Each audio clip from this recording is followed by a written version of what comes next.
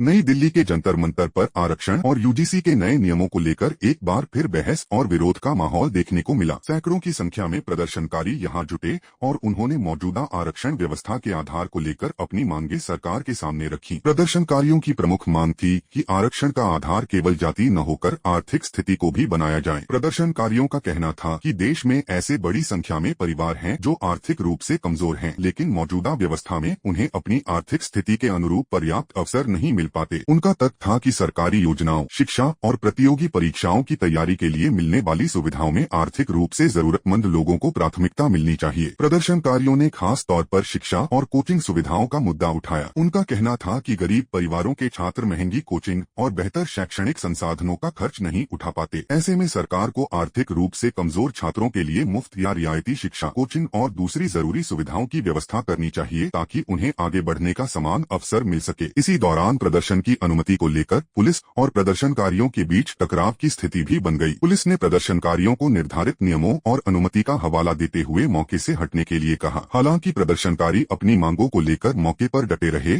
और विरोध जारी रखने की कोशिश करते रहे। स्थिति बिगड़ने के बाद पुलिस ने कार्रवाई करते हुए प्रदर्शनकारियों को जंतर मंतर से हटाया। इस दौरान कुछ प्रदर्शनकारियों को हिरासत में लिए जाने की भी जानकारी सामने आई है। पुलिस कार्रवाई के बाद प्रदर्शन समाप्त हो गया, लेकिन प्रदर्शनकारियों की ओर से उठाए गए सवालों पर चर्चा अब भी जारी है। आरक्षण को लेकर देश में लंबे समय से अलग अलग विचार सामने आते रहे हैं। एक तरफ सामाजिक और ऐतिहासिक रूप से वंचित वर्गों को प्रतिनिधित्व और अवसर दिलाने के लिए आरक्षण व्यवस्था को जरूरी माना जाता है, वहीं दूसरी ओर आर्थिक रूप से कमजोर वर्गों के लिए अवसर बढ़ाने की मांग भी लगातार उठती रही है। जंतर मंतर पर हुए इस प्रदर्शन में यूजीसी के नए नियमों का मुद्दा भी उठाया गया। प्रदर्शनकारियों ने मांग की कि उच्च शिक्षा से जुड़े नियम बनाते समय छात्रों के हित और समान अवसर को प्राथमिकता दी जाए। उनका कहना था कि शिक्षा व्यवस्था ऐसी होनी चाहिए जिसमें आर्थिक रूप से कमजोर छात्रों को आगे बढ़ने के लिए पर्याप्त सहायता मिल सके। फिलहाल प्रदर्शन खत्म हो चुका है, लेकिन आरक्षण के आधार और उच्च शिक्षा से जुड़े नियमों को लेकर बहस खत्म नहीं हुई है। प्रदर्शनकारियों की मांग है कि सरकार इस मुद्दे पर गंभीरता से विचार करे